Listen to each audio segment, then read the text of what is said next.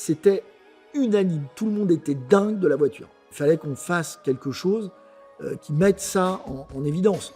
Une pub, c'est pas simplement vendre une voiture, c'est raconter une histoire. C'est toucher le cœur des gens.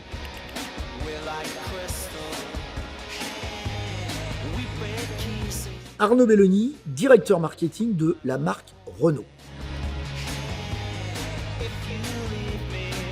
Je suis rentré chez Renault en 1989-1990, c'était le lancement de la Clio.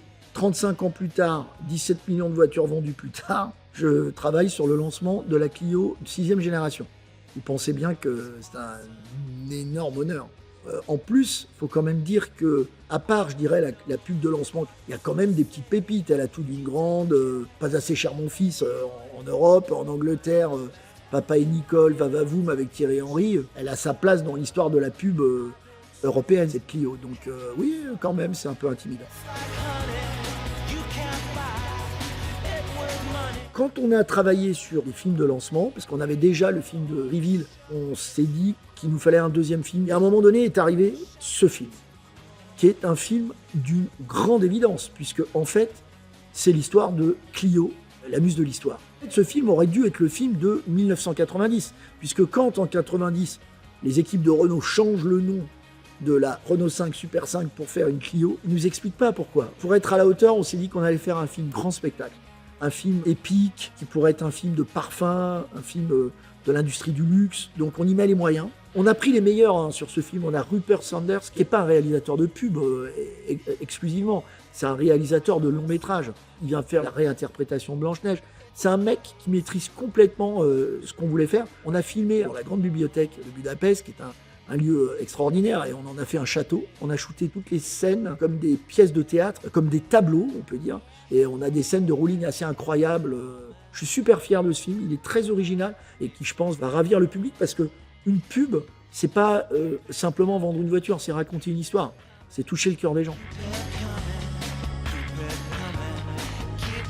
Évidemment, il y a la notion de coup de foudre parce que c'est évident que cette voiture génère le coup de foudre, mais on voulait aussi, et c'est pour ça qu'on a fait le choix de la mythologie grecque et d'expliquer le nom Clio et de le réinterpréter en 30 secondes subtilement et de façon très poétique, c'est l'intelligence. Et on joue un peu avec l'histoire à la manière de Sofia Coppola quand elle fait Marie-Antoinette ou la réinterprétation de Roméo et Juliette avec Leonardo DiCaprio. C'est pour ça qu'on fait ce film, parce que c'est pas simplement une super carrosserie avec des jantes incroyables.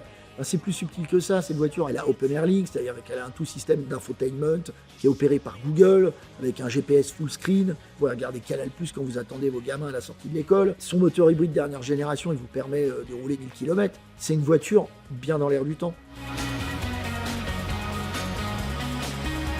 Clio est une marque dans la marque.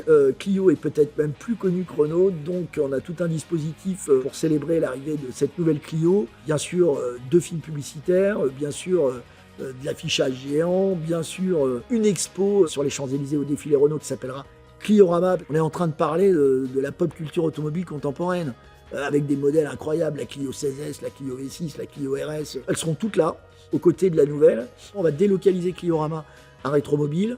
Et puis, plein d'autres surprises sont prévues, toute une ligne de merchandising, évidemment, puisque vous savez que c'est quelque chose qui est important pour nous.